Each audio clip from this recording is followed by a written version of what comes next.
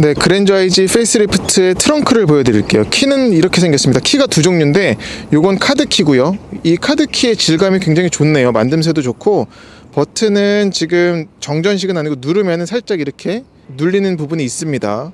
그리고 요 밑에는 누르고 있으면 이런 패닉 버튼도 밑에 갖추고 있고요. 그리고 일반적인 키도 있어서, 일반적인 키는 현대자동차 키랑 같죠. 그래서 위에 잠금 열림, 홀드는 트렁크 열리는 버튼이고요. 보여드릴게요. 저런 빕음과 함께 열리고, 닫히는 것도 지원을 하진 않네요. 닫히는 건 전동식으로 안 됩니다. 그래서 얘는 이지 트렁크도 적용이 되어 있어요. 지금 익스클루시브인데, 다시 한번 보여드리자면 닫힐 때 소음이 상당히 적습니다. 그리고 잠그고, 네, 키를 소지한 채로 서 있으면 이렇게 열리는 것도 가능하고요. 근데 이게 날씨 때문인지 아니면 제대로 100% 작동하진 않네요. 지금 몇 번 만에 성공했습니다.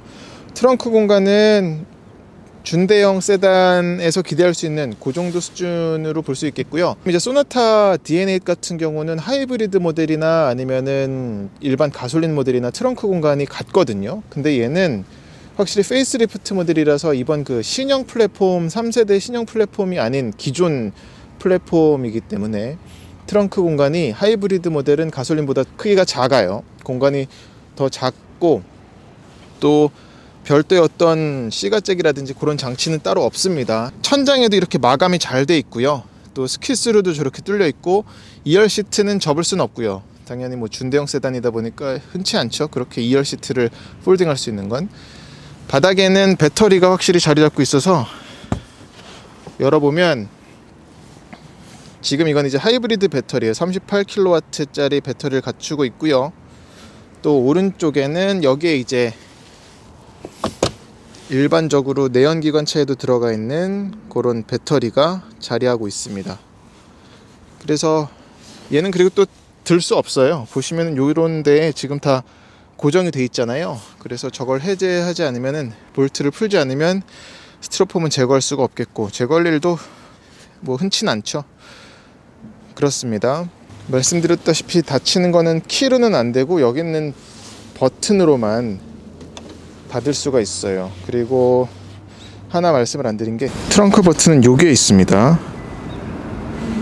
네, 그랜저 페이스리프트 2열 공간을 보여드리겠습니다. 밖에서 말씀드렸다시피 지금 휠베이스가 40mm나 늘어났거든요. 그러다 보니까 이 정도면 뭐 진짜 다리를 꼬고도 공간이 남아요. 리무진이라고 해도 손색이 없을 만큼의 다리 공간이 아닌가 싶고, 발 놓는 공간마저도 상당히 여유롭습니다. 아까 운전석에 앉았을 경우에는 근데 시트 포지션은 좀 높다 생각했었는데, 이 부분도 영향을 미친 것 같아요. 그리고 여기도 가운데도 상대적으로 높지 않게 튀어나왔어요. 네, 괜찮습니다.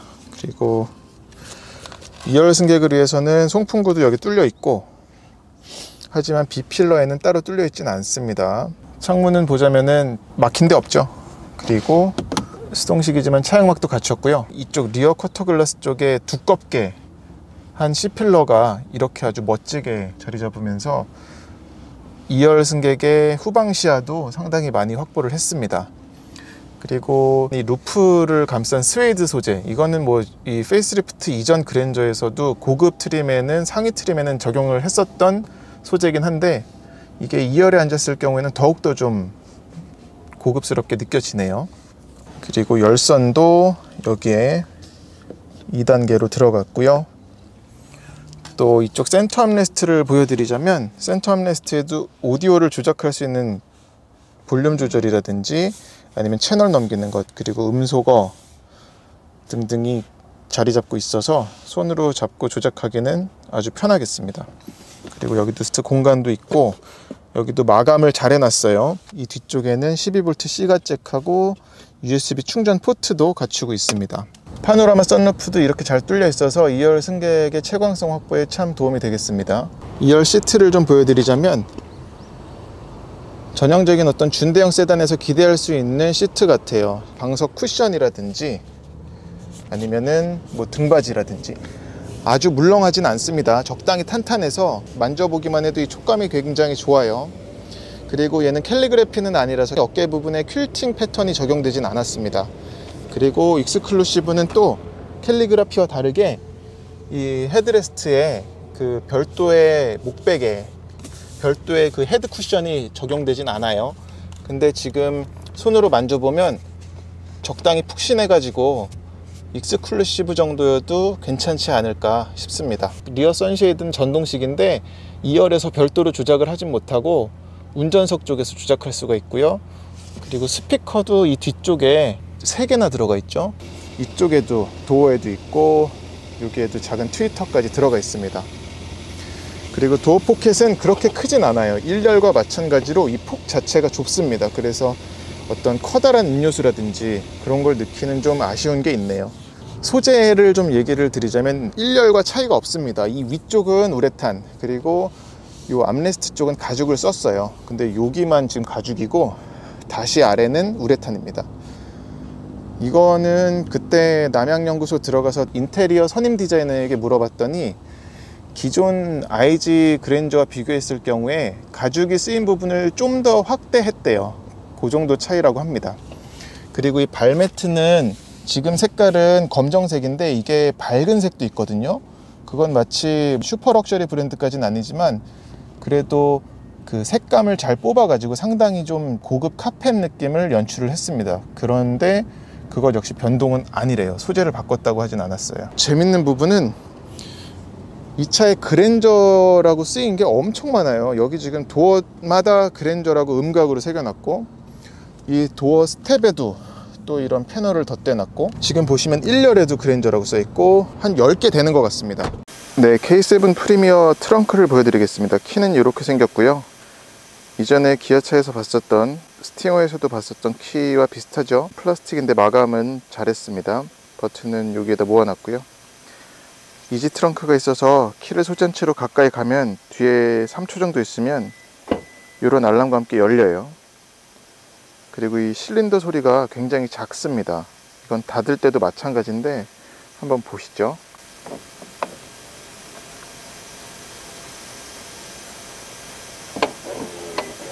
네, 되게 부드럽게 닫히죠. 이것도 많이 신경 쓴 것 같아요.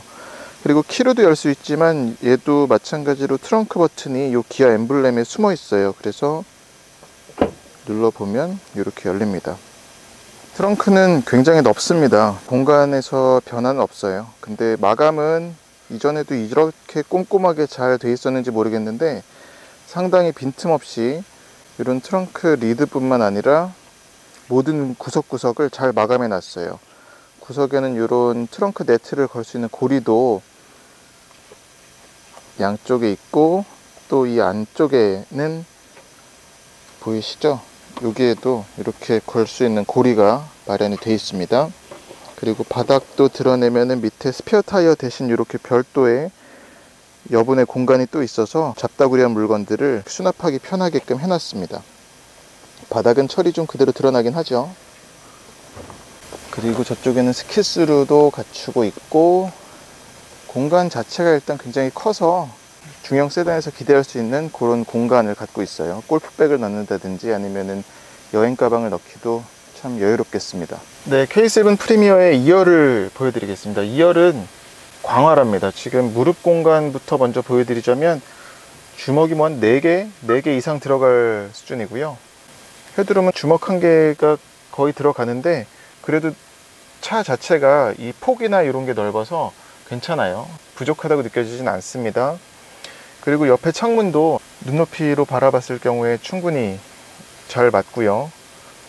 또 이쪽 뒤에 쪽창도 뒤를 바라봤을 경우에 잘 보이는 각도로 뚫려 있습니다. 이것도 도움이 되는 것 같고 창문을 한번 내려 볼게요.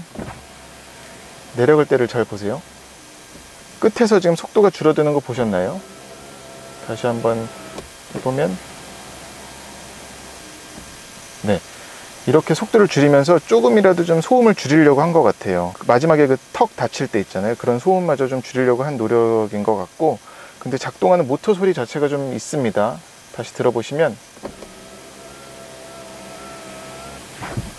차 자체가 굉장히 조용하다 보니까 아까 바깥에서도 설명드렸다시피 휠 디자인까지도 공명음을 없애려고 그렇게 디자인을 하고 실내 어떤 모두 다 어쿠스틱 글라스를 적용을 하면서 그러다 보니까 작동하는 모터 소리 같은 게 오히려 크게 들리는 그런 점이 있습니다. 창문에도 차양막이 있어서 손으로 거는 차양막이 이렇게 자리 잡고 있어요. 안에 쓰인 소재를 보시면 이 차는 특히나 3.0 시그니처라서 지금 나파 가죽이 쓰였거든요. 그래서 가죽의 질감 자체도 좋고 마감을 되게 잘했어요. 빈틈없이 다 가죽을 둘렀고 적용한 퀼팅 패턴도 되게 독특합니다. 보통 바둑판 무늬 퀼팅을 많이 쓰잖아요. 근데 얘는 이렇게 사선으로 엇갈린 것들을 써가지고 좀 다이내믹하게 만든 것 같습니다. 그리고 이런 도어 트림에도 쓴 소재를 보면 맨 위에 우레탄, 그리고 리얼 우드, 또 우레탄, 여기 또 하이그로시가 섞여 있고요. 또 가죽, 이런 것들을 지금 하나, 둘, 셋, 네 가지 소재를 섞었잖아요. 스피커 덮개에 쓴 또 다른 플라스틱까지 치면 5가지인데 이런 다양한 소재를 섞어서 실내를 구성하다 보니까 참 고급스러운 게 있죠. 그리고 위에 루프 라이닝은 또 스웨이드를 썼습니다. 색깔도 고급스러운 밝은 톤을 써가지고 위에 썬루프와 맞물려서 채광성이 좀 더 좋게 연출하는 의도로 보이고요. 또 2열 승객을 위한 편의 장비도 꽤 많이 갖췄어요. 송풍구는 당연히 갖췄고, 근데 발 밑에는 송풍구가 없네요. 그리고 B필러에도 없고, 발 넣는 공간도 뭐 상당히 넓습니다. 이런 부분에서는 K9이랑 확실히 차이가 나네요. 대신 이제 여기에 송풍구가 있고요. 또 여기 밑에는 충전을 위해서 USB 케이블을 연결하는 포트 2개가 있습니다. C타입 젠더는 없네요. 그리고 센터 암레스트를 보시면은 오디오 조작 버튼들이 있는데 볼륨 조절이라든지 아니면은 채널 선곡하는 것, 음소거, 그리고 오디오 소스 고르는 버튼까지 갖췄습니다. 그리고 이 앞을 보시면은 컵홀더가 2개가 나오는데 지지하는 성능도 괜찮고, 보시면 이 컵홀더 덮개 색깔이 실내에 적용된 가죽 색깔이랑 상당히 비슷해요. 그래서 닫았을 경우에, 물론 여기가 탑승자의 눈에 잘 보이는 부분은 아닙니다만 이런 것까지도 꽤 많이 신경을 썼다는 것을 알 수가 있어요. 그리고 여기도 지금 테두리는 또 크롬을 둘렀죠. 이것도 상당히 신경을 많이 썼다는 것을 알 수가 있습니다. 그리고 2열에서 꽤 마음에 드는 부분이 어디냐면 헤드레스트예요. 헤드레스트가, 이 가운데 헤드레스트는 탱탱해서 일반적인 그런 헤드레스트인데 양옆 헤드레스트는 보이시나요? 완전 쿠션이에요. 그래서 2열 승객이 머리를 댔을 경우에 상당히 편하게 휴식을 취할 수가 있겠습니다. 이런 걸 보더라도 K7이 2열 승객을 위해서 많이 신경을 썼다는 것을 알 수가 있습니다. 뒤에 선쉐이드가 전동식으로 작동을 하는데 이 작동 버튼은 2열에는 없어요. 대신 이 기어 노브 주변에 자리 잡고 있습니다. 그리고 오디오 스피커가 뒤에 헤드레스트 뒤쪽에도 자리 잡고 있고, 스키스루도 갖췄습니다. 이쪽 공간에는 별도의 어떤 장치는 지금 이제 12V C가 잭 하나가 있고, 여기도 앞에 글러브 박스와 마찬가지로 부직포로 마감은 잘 돼 있어요. 여기도 바닥에 고무를 덧댄 공간이 있어서 뭔가 미끄러지기 쉬운 것들을 보관하기 용이하게 해놨습니다.